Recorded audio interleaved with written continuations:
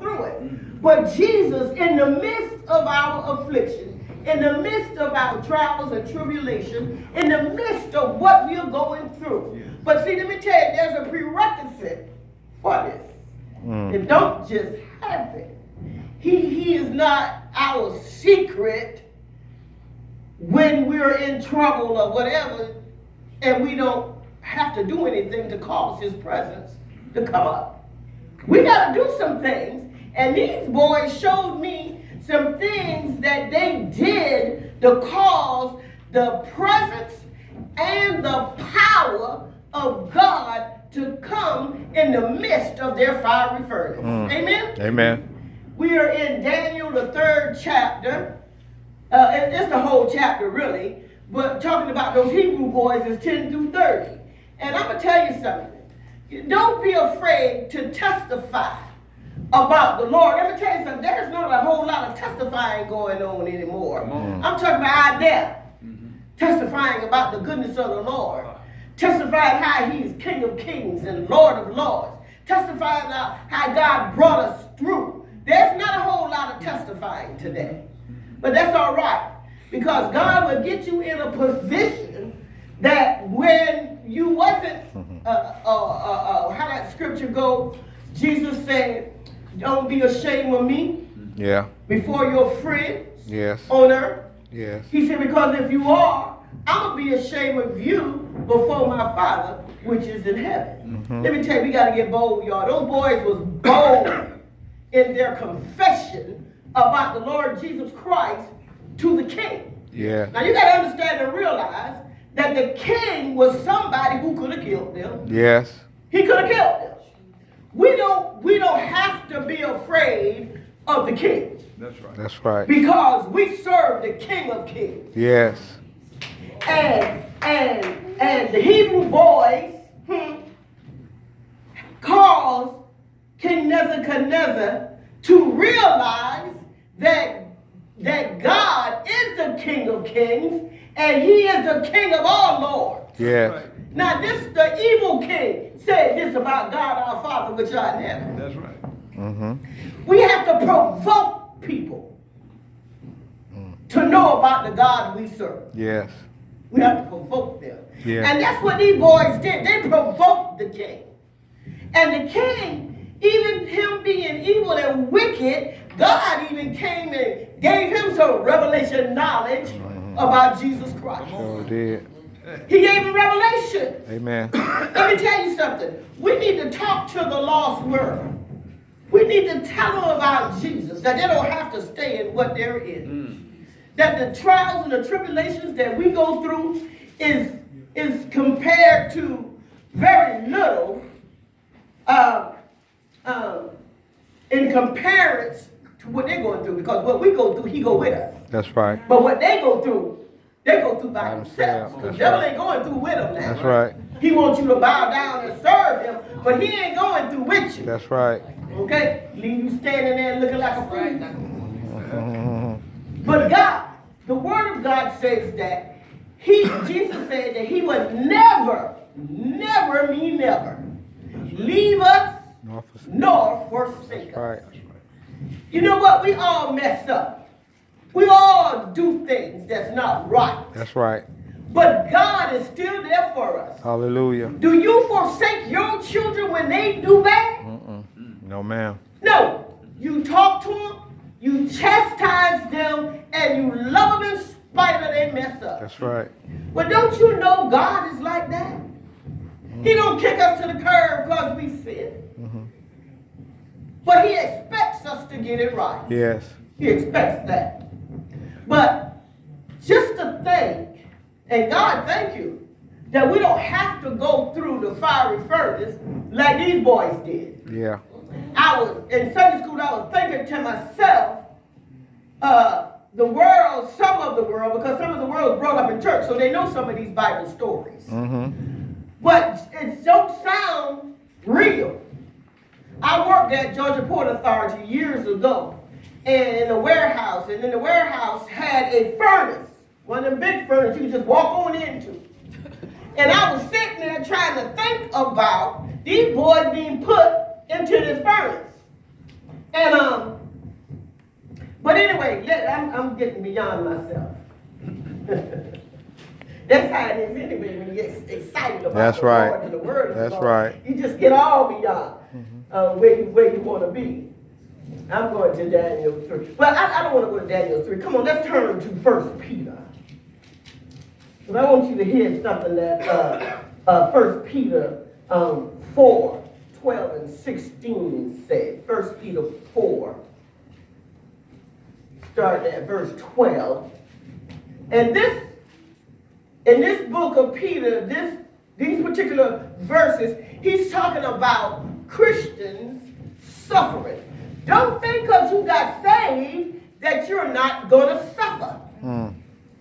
Jesus already said, for his name's sake, Yes. you will suffer all the day long. Yes. Amen? But listen to what Peter says here. Peter says, beloved, think it not strange concerning the fiery trials which is to try you as though some strange thing happened unto you. Well, why do you think it's strange when you going through? Well, why do you think it's strange when you lose everything? When you lose your job, your house, your apartment, a family member. Why think it's strange? It should not be strange because you ought to know what the deal is already. Yes. You ought to know this. But a lot of times we as Christians go through like the world because there's no understanding about the sufferings of a Christian. That's right. But we better wise up and realize that this is a part of who we are as Christians. Amen? Amen. And Peter says in verse 13, he said, but rejoice, inasmuch as ye are partakers of Christ's suffering. When his glory shall be revealed, ye may be glad also with exceeding joy. Yes. Exceeding. When we going through, baby, we should be rejoicing just like Peter said. Yeah. Rejoice. Yeah. James says, count it all joy. Yeah. When you go through different trials, Yeah. tribulations, count it all joy. We should be shouting and dancing and doing all of the things that we would do if somebody just gave us $1 million. Come on. Yeah. Yes, we should. But we go through all humdrum, Come on. That's right. all pity potty me, Oh, boy. and all of this. But we should be rejoicing that God saw a fit Yes. to go To through. go through. Come on Yeah. now. And when he allow us to go through, he's there too. Hallelujah. He's there. So we don't Yeah. have to worry about it. Come on. He's there. Yeah. And if you look at Meshach, Shadrach, and Abednego, those guys are something else. My view of them is so far different now, studying this, than it was when we just read about them. Y'all have a good evening. When we just read about them. You know what I'm saying? I admire how they went through. They taught me something about faith. All right. They taught me about faith. Their faith in God Yeah. did something. What did their faith in God do? It caused the power of God to come in the midst. Hallelujah. And it caused or invoked the, the violence of the fire to be quenched. Yeah. That's faith. Yes. It did that. It caused God to come where they were. Listen, do you think that when they were thrown into the fire, that they went in there having a pity party, or they went in there scared to death, not knowing what was going to happen to them, or perhaps they thought, I'm going to die. I'm finna die. Possible, yeah. I believe those boys got up in there and did like Peter and them in the jail. They start rejoicing. They started praising God up in the jail and the fiery furnace. Mhm. Because the word of God says that God inhabits Yes. the praises That's right. of his people. Yes. He lived there. Yes. Come on. So what's wrong with us? Mm. That when we going through, we don't start rejoicing and praising God to bring his presence to us and to come against any violence that come against us. Mhm. Yeah. Amen. Amen. We should be able to do that. Yeah. Hallelujah.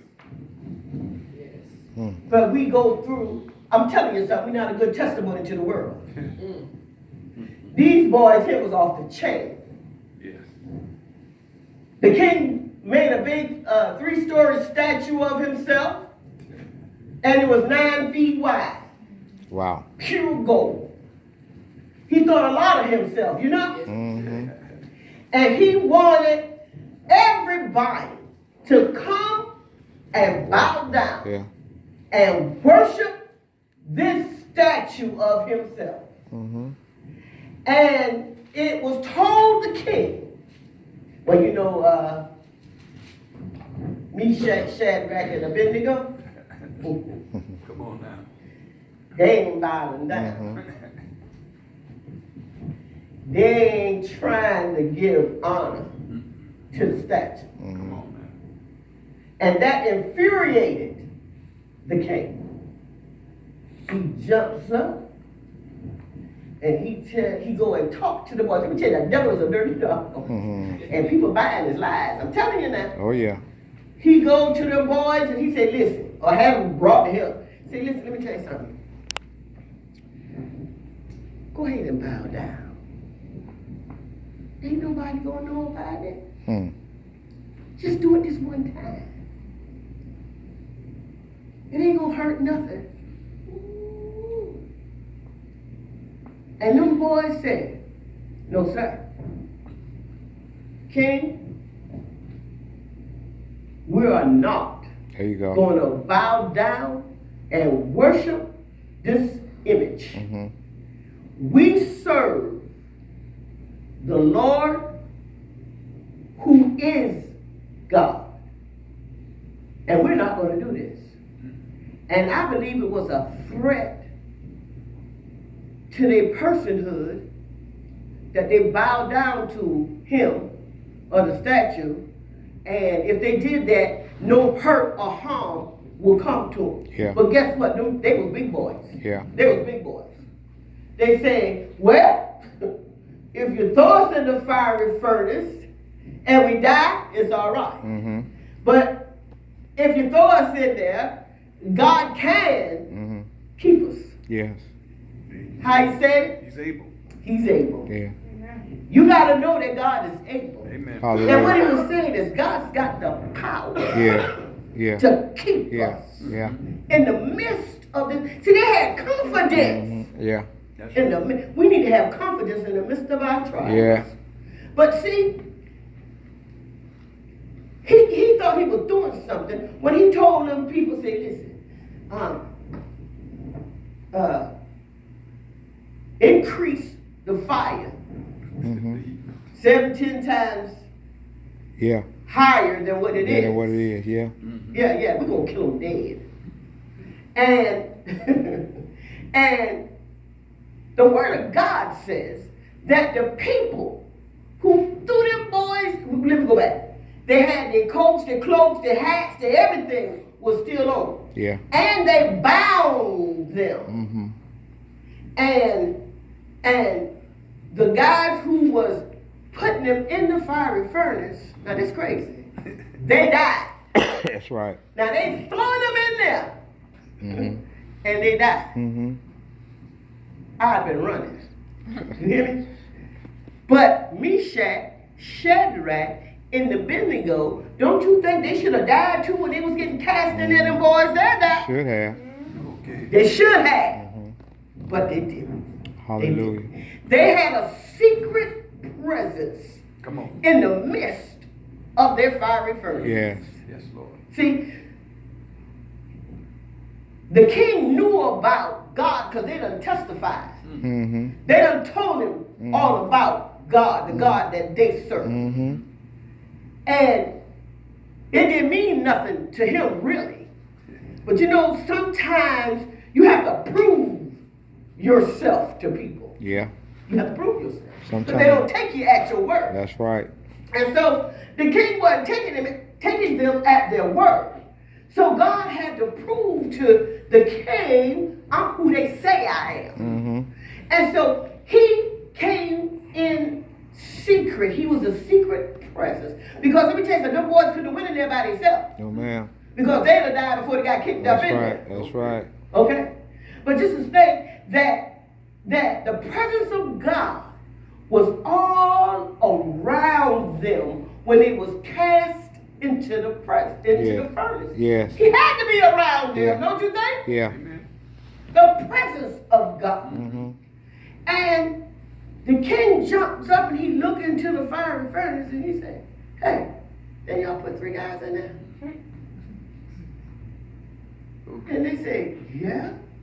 He said, I see 4 of them. Mm-hmm. And they're not bound. He said, and the 4th one, he looks like the Son of God. Now you know what he know about the Son of God. Exactly. What this heathen king knows about the Son of God? Yeah. God gave this heathen king revelation knowledge Yeah. about Jesus Christ. Yeah. He gave him revelation. That's right. And so when all of that happened, it caused King Nebuchadnezzar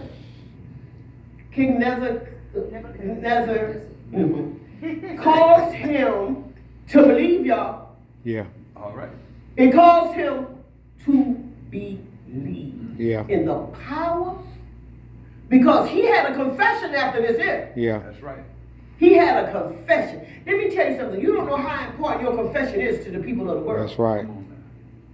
You don't know how it can cause them to believe. And let me tell you something. What we'll do is pick and choose who we'll tell about Jesus. My We Lord. ain't got no business picking and choosing who we're going to tell about Jesus. If the Lord said go and tell Trump about Jesus Christ, I'm going to tell Trump about Jesus Christ. All right. You know, he ignorant. He said him and God is buddies. He said he ain't never had to ask God to forgive him for anything. My God. But you never know what will change that man's heart. That's right. We don't know. He's ignorant. And he's full of himself like the king. Yep.